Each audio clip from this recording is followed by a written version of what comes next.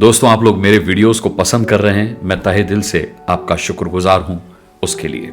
देखिए क्या होता है ना कि जब आप लोग ये समझते हैं कि ना पत्रकारिता आसान है ना पत्रकार होना, तो बड़ी खुशी होती है। क्योंकि दो चीजें हैं, एक तो लोग ये सोचने लगे हैं पत्रकार और पत्रकारिता कुछ नहीं है, तो अरे क्या है, कोई भी है। हाँ, आजकल तो व्हाट्सएप यूनिवर्सिटी आ गई है ना, लोग व्हाट्सएप के चैनल पर भी पत्रकार बने फिरते हैं। तो लोग एक तो इस पेशे को कुछ नहीं समझते। दूसरा, सिक्के का दूसरा पहलू यह है कि कुछ लोगों ने इस इंडस्ट्री में रह करके दर्शकों को यह सोचने पर मजबूर कर दिया है कि पत्रकारिता या पत्रकार जो हैं वो चंडू खाने के हैं, मतलब कुछ नहीं। तो जो पत्रकार और पत्रकारिता की इमेज ड्रैग हुई है, खराब हुई है, वो 50% तो गलत इंटरप्रिटेशन की वजह से हुई है कि लोग इस इंडस्ट्री को समझ ही नहीं पाए, लोग पेशे को समझ नहीं पाए। और दूसरा 50% इस पेशे में रहने वाले लोगों ने खुद मिट्टी डाली है अपने पेशे पर। दरअसल ये कोई प्लेट में लगाकर हलवा परोसने या हलवा खाने का पेशा नहीं है। ये उतना ही मुश्किल है जैसे आप खुद अपने हाथ से जलेबी बनाएं और फिर खाएं। मैं अक्सर मीडिया इंस्टीट्यूट्स में भी जाता हूं तो वहां के बच्चों से भी ये कहता हूं कि एक बार क्या हुआ, मैं आपको किस्सा सुनाता हूं कि मैच में सचिन तेंदुलकर 0 पे आउट हो गए। तो हमारे जो क्रिकेट एक्सपर्ट्स बैठे हुए थे, तो मैंने उनसे कहा कि यार इसी बात की तो फीस मिलती है कि आप शॉट्स खेलें, चौके छक्के मारें, सेंचुरी बनाएं। आप 0 पे आउट होकर के जा रहे हैं, आपको लोगों ने इसीलिए थोड़ी ना क्रिकेट का भगवान बनाया हुआ है। तो क्रिकेट पैनलिस्ट सचिन तेंदुलकर को डिफेंड करने लगे। बोले अरे अनुराग भाई ऐसा नहीं है, अभी फॉर्म में नहीं है, अगले मैच में आप देखिएगा यही सचिन तेंदुलकर सेंचुरी मारेंगे। तब मैंने सोचा, मैंने कहा यार सचिन तेंदुलकर होना शायद ज्यादा आसान है, एक न्यूज एंकर होना, एक पत्रकार होना, एक रिपोर्टर होना बहुत मुश्किल है। क्योंकि अगर आप पत्रकार हैं, अगर आप एक रिपोर्टर हैं, अगर आप एक एंकर हैं, तो 0 पर आउट होने का अधिकार आपको नहीं है।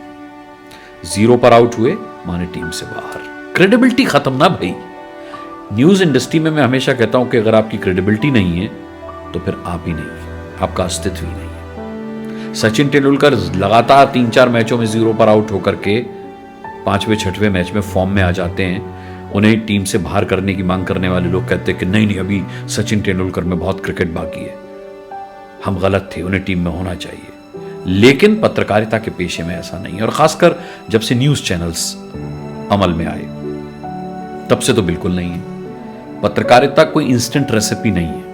बेशक टीवी पर देखकर लगती होगी कि एक खबर आई, निकल गई, दूसरी खबर आ गई, फिर वो निकल गई, तो ऐसा लगता होगा कि कोई इंस्टेंट रेसिपी है खबरों की, लेकिन ऐसा है नहीं।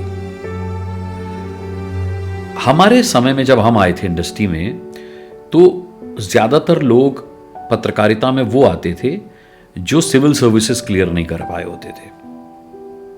तो सिविल सर्विसेज के 2-3 अटेम्प्ट जो क्लियर ना कर पाया हो, बेशक वो सिविल सर्वेंट ना बन पाया, लेकिन पत्रकारिता के लिहाज से वो फुल ऑफ नॉलेज होता था। कम से कम वो फैक्ट्स से खिलवाड़ नहीं करता था, तथ्यों से छेड़छाड़ नहीं करता था, उसे जानकारी होती थी, नॉलेज होती थी।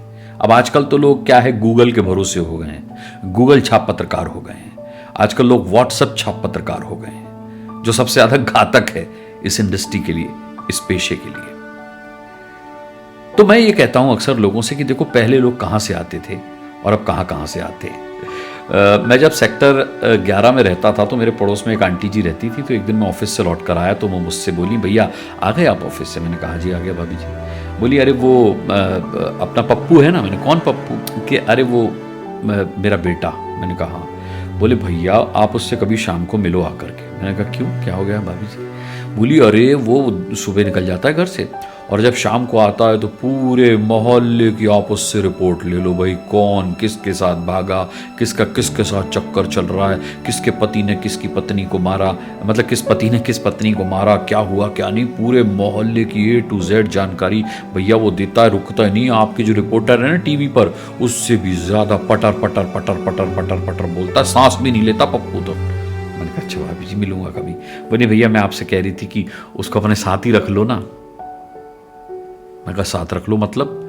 बोली अरे मतलब आप भी तो ऐसे, आपके यहाँ भी तो रिपोर्ट। अरे मैंने कहा भाभी जी, मैंने कहा बहुत बड़ी गलतफहमी है भाभी जी आपको कि आपका पप्पू पटर पटर बोलता है और मोहल्ले की पूरी जानकारी रखता है तो वो रिपोर्टर बन सकता है, किसी न्यूज़ चैनल में जा सकता है।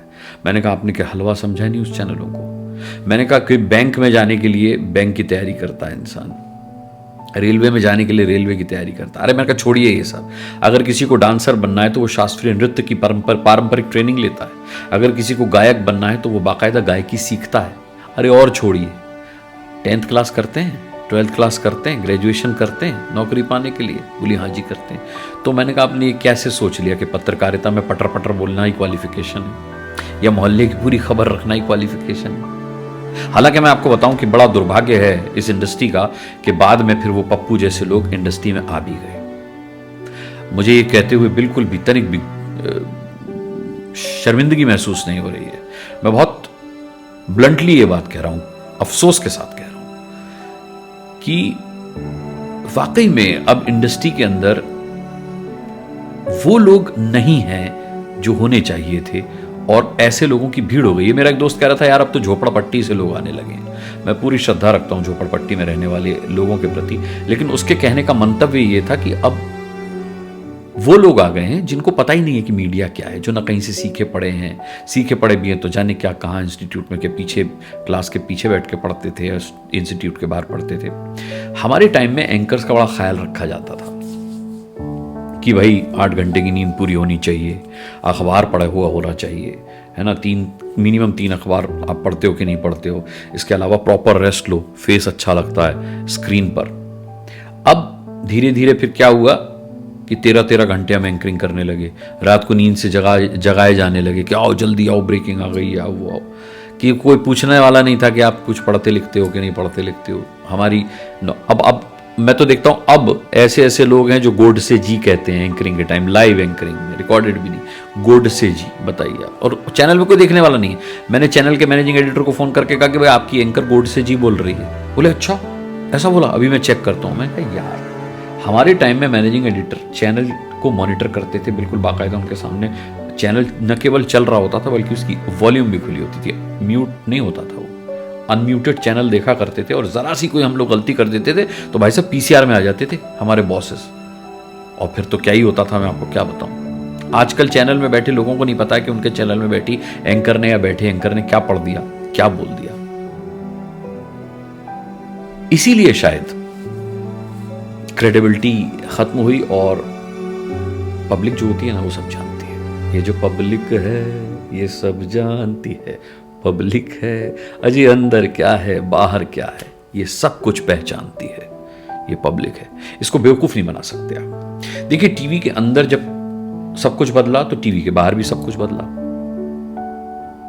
अब टीवी ढूंढ रहा है कि कहां गलती हुई कहां गलती हुई, लेकिन अब देर हो चुकी है क्योंकि ये जो चीज है ना मोबाइल, इसने लोगों को बहुत कन्वीनियंट कर दिया है लोगों के लिए कुछ भी देखना।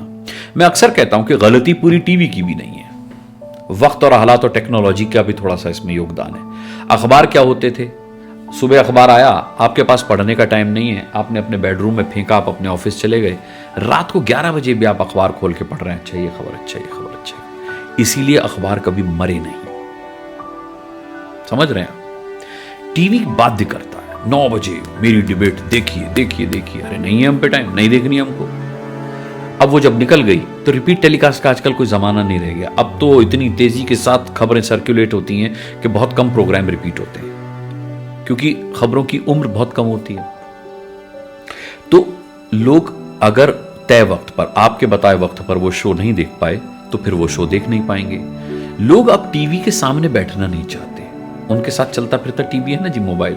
मैं देखता हूँ मेट्रो में लोग देख रहे होते हैं ओटीटी पर, अब तो ओटीटी पर न्यूज़ चैनल्स भी हैं, तो अगर उन्हें न्यूज़ देखनी तो ओटीटी पर देख लेते हैं। टीवी जीवन की आपाधापी में अब अपने सामने लोगों को बिठा नहीं पा रहा, इतना टाइम ही नहीं है लोगों के पास कि सामने बैठ करके वो टीवी देख पाएं या फिर जो है किसी भी तरीके से आपके बताए तय समय पर आपका शो देखने के लिए आ जाए। तो मैं हमेशा कहता हूं कि टीवी के अंदर जब सब कुछ बदला तो टीवी के बाहर भी बदल गया, और उसमें इस शरारती डिवाइस ने बहुत बड़ी भूमिका निभाई है। टीवी अगर बुद्धू बक्सा था तो इसका कोई नाम मुझे कमेंट बॉक्स में बताइए कि अगर टीवी को बुद्धू बक्सा कहते हैं तो मोबाइल को फिर क्या कहा जाना चाहिए उस हिसाब से, है ना। मुझे इंतज़ार रहेगा कि कमेंट में आप इस मोबाइल का क्या नाम ईजाद करके बताते हैं।